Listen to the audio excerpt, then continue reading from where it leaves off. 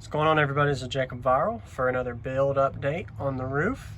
So I got my braces back in as well as the baffles up. So my final baffle for my roof is up. So be sure to watch the other previous parts if you haven't, to see kind of what I did to get to where I am now.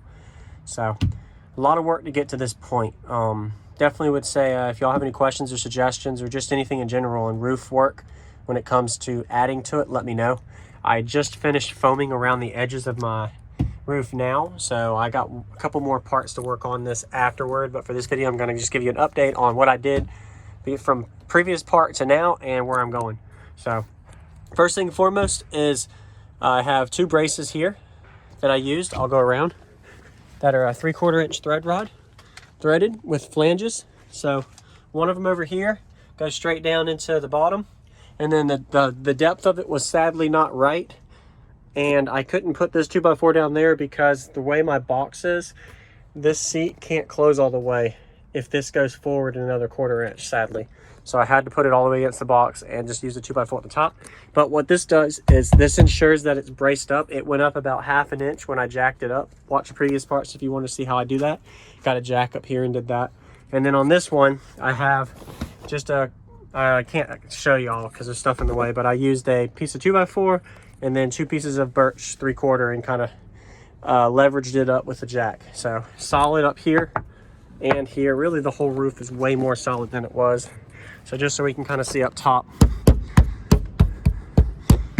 really solid everywhere, which was the goal out of this. So that means you're getting somewhere with it. Next thing is, once I got these two braces in, I didn't really do any screws until after I got the braces in. Had a couple jacks to hold it up, braced it up. Then I did the screwing. So in order for you to not screw into your roof, you need to know what your compensated length is of your roof. What I mean by that is, what is the thickness of all your baffles, and then subtract like a 1/4 inch. So you can kind of countersink them in. So I got 1.5 inch wood screws, and I know I have 1 3/4 inches of wood. So that gives me a 1/4 inch to play with. So I use between 1.25 inches and 1.5 inches wood screws.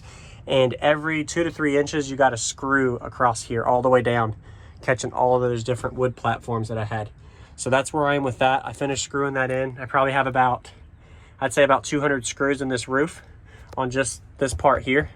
Maybe not 200, maybe about 120 is a good number. But yeah, just for this part. So this total project, I'm probably using about 350 screws.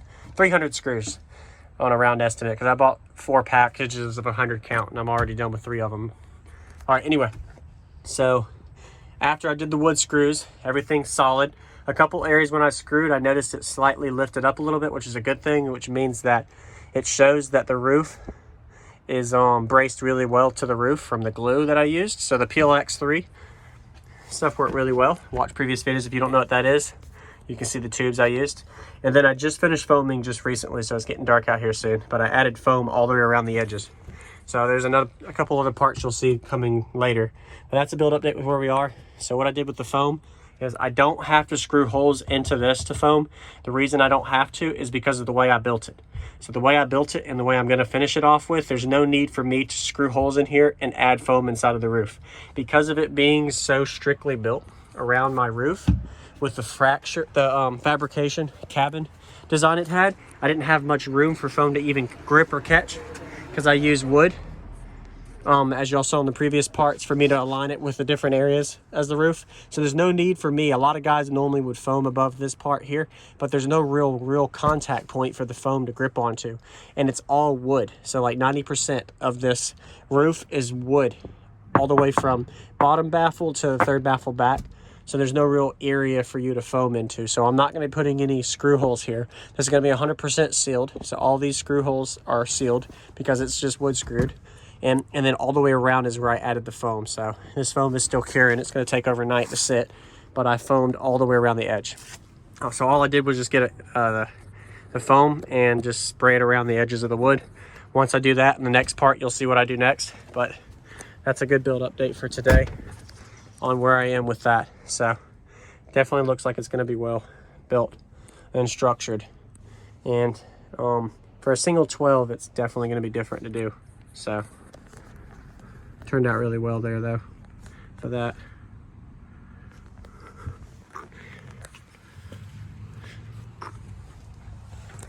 So to end this, the last thing is I want to highly recommend anybody that does this. One thing that I wish I could have done before that I learned from is to mark up the areas that you don't want to screw into. What I mean by that is if there's any area on the roof that you have a fabrication cabin spot that you don't want to bolt or screw into. For example, between my roof baffles of wood, there's a couple areas that I accidentally screwed into and it didn't screw all the way, so I had to screw at an angle.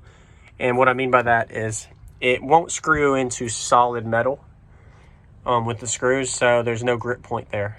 But that's overlapped with the wood, so you don't have that as a worry for flex or anything like that. But that was the only thing I would suggest if anybody does this later, is mark up the areas that you want to screw at and the areas you can't screw at, so you have visibility. Because once you put this up, there's no visibility as far as what needs to be non-screw points or areas that you don't want to bolt to or whatever you want to do with it.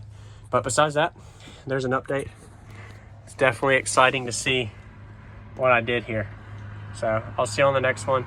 Jacob Vile out. Thanks for watching. Subscribe if you haven't, and stay tuned for the next parts for where I go next. Pretty cool to see where this goes.